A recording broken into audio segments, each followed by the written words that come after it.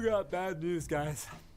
AMD just announced their plans for socket AM5. This guy has changed. Not only did he change his name, but he doesn't slam anymore. He gambles, which he said he wouldn't anymore. And the worst of all, that he is now a mobile steamer. SMH so much since the first quad-core CPUs showed up in 2007 that I'm afraid we as consumers are reaching the point where winning this hard for so long is becoming unbearable.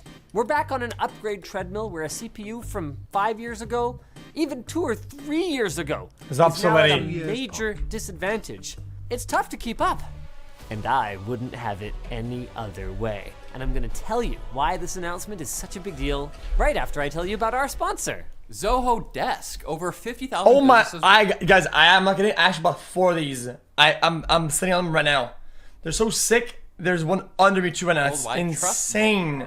AMD always saves the biggest news for last, but we're gonna front load it. AMD's Ryzen 7000 and AM5 platform look very promising. Intel's 12th Gen core did beat AMD to the punch with DDR5 and PCI Express Gen 5 support, but AMD is clapping back with more available PCI-E lanes off the CPU and what appears to be a more mature DDR5 memory controller, that is, if the test notes are to be believed. Not content with only that, AMD has come after Intel in terms of core clocks too. In their demo at the end of the presentation, they showed off a pre-production 16-core Ryzen 7000 CPU blazing along at 5.5 gigahertz in Ghostwire Tokyo, which matches the Core i9-12900KS's maximum boost clock. That Wait, he said giga! alone is a massive improvement over AMD's current flagship. The Wait, he said giga!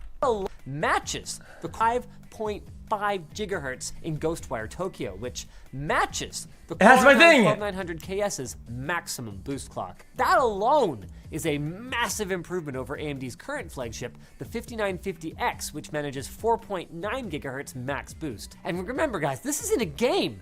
It's not even single-threaded.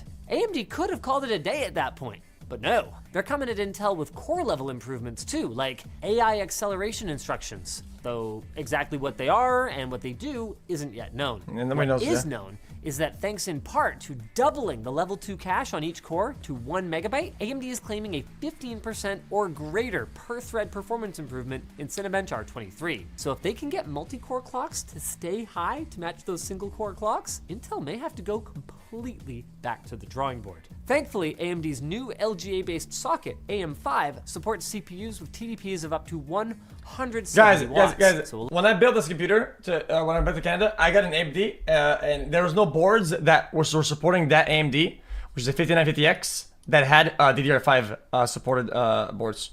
Along with the switch to what AMD hints, so I had to rebuy DDR4. An optimized version of TSMC's N5P process node, that shouldn't be an unreasonable goal, especially with a good cooler.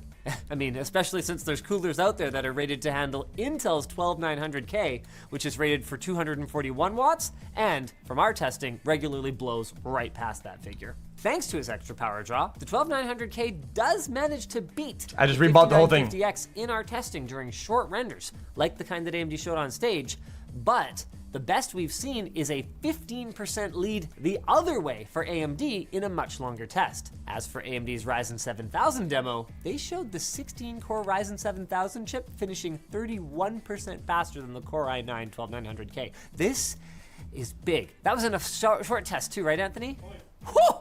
Interestingly, AMD didn't mention anything about 3D V-cache, their method for adding, well, three-dimensional vertical cache for Ryzen 7000 to expand the level 3 cache already on the die. What that means is, much like with Ryzen 5000, we could see separate standard and 3D V-cache versions of these chips in the future, which could potentially improve performance even further. Guys, what even are those CPUs though? Can you even buy these? All have it for all we know. Like they all have the new 6nm I/O die, complete with RDNA 2 integrated graphics. Integrated graphics were one of Intel's last major differentiators prior to their E-core, P-core layout change. First computer chat, I bought a 5950X, 5990X, 5950X. Right? Is that the best I could have bought? Is there anything else I could have gotten for the computer? Because previously this required you to give up some cache and PCI Express bandwidth on Ryzen APUs. Well now, all desktop Ryzen CPUs will have integrated graphics just like Intel. Can we get rid of the term APU now then? Great. AMD didn't comment on just how many compute units would be included, but they did say that AM5 motherboards could come with any combination of up to 4 HDMI 2.1. I guess it's better for games, but the thing is that I stream from the GPU. So I don't really give a shit what the CPU does unless it's for games. Okay? The whole stream runs on GPU encoding. Most games run on GPU encoding or GPU, and some of them run on CPUs. I don't really give a shit. Or DisplayPort. How does that shit take? That's how it works. 2.0 outputs, likely in the form of USB Type-C ports. I don't need to run a massive AMD CPU to be able to stream properly. With up to 14 20 gigabit per second USB ports. By contrast, Intel's top-end Z690 chipset can only run 4 of those, with the rest of them being 10 or 5 gigabit per second. That chipset's integration of Wi-Fi 6E is also no longer an Intel exclusive advantage, since the new AM5 platform natively supports Wi-Fi 6E with Bluetooth LE 5.2, and all of these features are going to be available across NVENC is GPU! all of the new chipsets. AMD's actually shaken things up a little bit, by the way, with respect to their chipsets. What we might have previously thought of as X670 is now X670 Extreme, and it extends PCI Express Gen 5 to every available slot on the motherboard for ridiculous. You still need CPU to run it. You know what, dude? Where's my test manager at? Chat, where do you get test manager at? Control Alt Delete.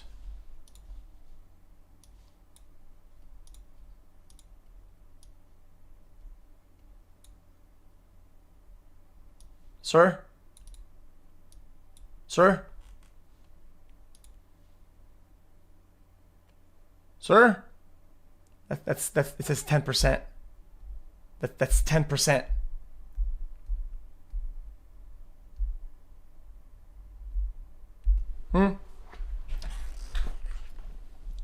That's 10%. You saying you need a big CPU to stream is fucking, it's brain GG. The stream is running at max bin out. It's maxed out at 9 KB rate. Why? Because it runs on the GPU. It's NVENC, bitch. Overall system bandwidth, something that Intel's Z690 doesn't do. Vanilla X670, meanwhile, limits Gen 5 operation to just M.2 storage and the graphics slot, connecting those directly to the CPU like Intel does. Finally, there's B650, which defaults to PCI Express Gen 4 for all but the storage slot, which does get the Gen 5 treatment. There's no word on future A-series chipsets, but at least according to AMD's presentation, these are the only major differences between the chipsets that they did announce, outside of power delivery, which is really more down to the motherboard manufacturers anyway. So if that's the case, then hey, thanks AMD! And even if it's not, I still have to thank AMD for the direction that they have forced the industry to go since the release of Ryzen back in 2017. 5 short years was all it took to change a Why do I have so much RAM? Because I can. Stagnant, straight line performance improvement into a very prominent hockey stick. Core counts, instructions per clock, cache, PCI Express bandwidth, DDR memory bandwidth, it has all skyrocketed in the last 5 years. And I have no reason to believe that Intel would have been pushed to participate so quickly if they had been left unchallenged. It's at a point now where those AMD and Intel CPUs and okay, so I was right then. Boom, 5950X, what I have? Juicer. Those AMD and Intel CPUs and platforms from 5 years ago are really showing their age. Something and it was only like $700 or $700. Third gen core, even as recently as 2020, when it was 5 generations into its life cycle. You don't need to worry about that with your water bottle from ltstore.com though. That will never be obsolete. Now, if you thought that was all, you haven't been paying attention to mobile either, because AMD has some exciting stuff in the pipeline there too. Yeah, for a CPU, that's not a lot. Up to quad-core Zen 2 compared to the higher-end CPU back in the days, that's like nothing. The $399 to $699 price point with, and hopes to see greater than 10 hours of mixed usage battery life from. I mean, gaming Chromebooks, anyone? This should seriously improve battery life at the lower end of the scale. I mean, remember, Zen 2 cores may not be the latest and the greatest, but they're not that much slower than Zen 3. And paired with RDNA 2 for GPU accelerated video decoding, they should handle most everyday tasks with ease. A lot of new laptop designs were announced too, including a 17mm thick Lenovo with a 100 watt-hour battery capable of 100 FPS gaming. Yes, how do you understand that 5950X is literally the top you're gonna get, right? It's the top, and it smokes every the most, right? And it's like $600, right? Do you have any idea at the time, if you want to have the top CPU, how much it was? An Alienware by comparison, 4K by ratio, display, $600 for a CPU is not that much. Not that expensive. It's just not. Movements. And Corsair's first ever in-house laptop, complete with what they call a streaming grade webcam and an integrated 10-key stream deck. No word on whether this laptop also supports other streamer friendly features like HDMI input, but get subscribed so you don't miss our upcoming coverage of it. How could we pass through on something like that? Interesting. AMD says that the AM5 platform will release this fall, with Mendocino APUs coming in Q4. I'm freeing service APUs.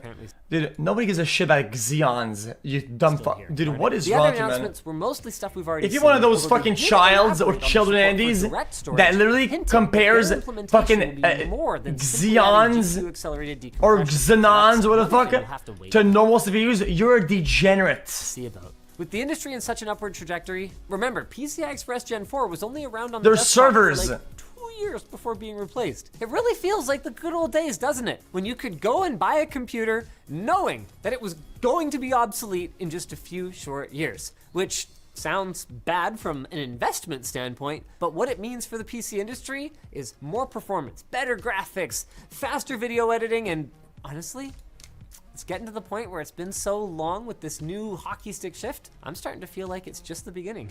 The beginning of the time to talk about our sponsor. Micro Center is the place to shop for laptops. I just bought a whole PC from it. Oh my god. Dude, they're upstairs, they're delivering my PC right now. It's absolutely busting. I can't believe it. I bought a new headset. It's on my head as we speak. That's actually insane.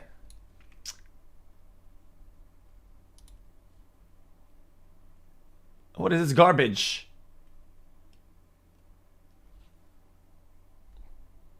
Jesus.